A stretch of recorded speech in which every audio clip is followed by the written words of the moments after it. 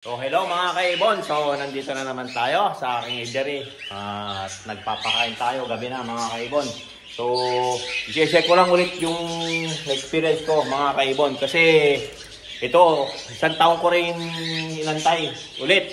Pangalawa na to kasi dalawa tong pares na to na inantay ko na napakatagal bumuga. So tinaga ko po talaga silang bumuga. So ayan, yung una po, double factor saka solid color na double factor na palo saka isang pearl na palo.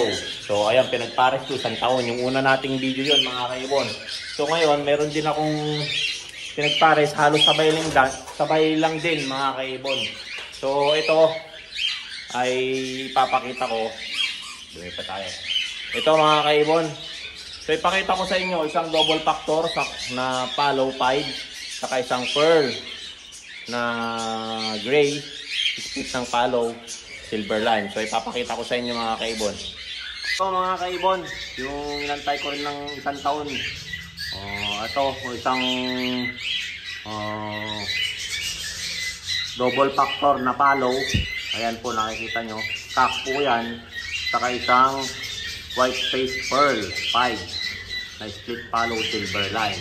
So ayan mga kaibon. So tingnan natin yung anak nila. Pakita ko sa inyo. So isang taon ko rin inantay ito mga kaibon. At ito yung kinalabasan niya.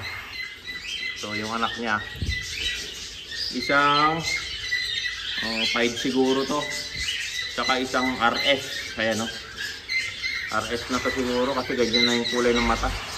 Kasi silver siya na single factor po ito mga kaibon. Single factor kasi madilim na yung kulay niya. So single factor kasi kung double factor yan, light yung color parang puti. So ayan mga kaibon. Ito di pa natin alam pero 5 na siya mga kaibon. Itong isa mas maliit. Dalawa lang. Hindi na po napisa yung wala na ba? Wala na pala. Hindi na po. Daranggal ko na po yung mga hindi siya. 4 po lang yung itlog niyan mga kaibon. So ayan. Yan po. Isang taon din po yan. Tiyagaan lang po talaga. Yung natin. Ginugol natin panahon. Talagang inantay ko po. So ayan mga kaibon. At ito sila oh. Ayan. Papakita ko ulit yung mga magulang. So ayan mga kaibon oh. Ang pogi nung double factor. So ayan, mga parang pan lang siya, parang kulay niya is albino na cinnamon o lace wing. Pero 5 po yan, double factor na palo mga kaibon. Saka yung nanay niya, nanay nila, isang white face pearl 5. Split palo, silver line. So ayan mga kaibon. Share lang po mga kaibon, isang taon din yan. So ayan, maraming pong salamat. So ayan mga kaibon, nakita nyo na yung inantay ko ng isang taon. So parehas din sila ng isang double factor ko na una-una vlog dito sa aking channel at sa Facebook. So ayan mga kaibon, so ayan, maraming pong salamat. Sana po may natutunan kayo. Tiyagaan lang po yan sa pag-aalaga ng ibon. Kung gusto niyo yung program pairing, yan sinasabi nila. Talagang program, ibig sabihin, antayin mo hanggang sila ay magpares at bumuga. So ayan mga kaibon. Yan po yung tinatawag na program pairing mga kaibon.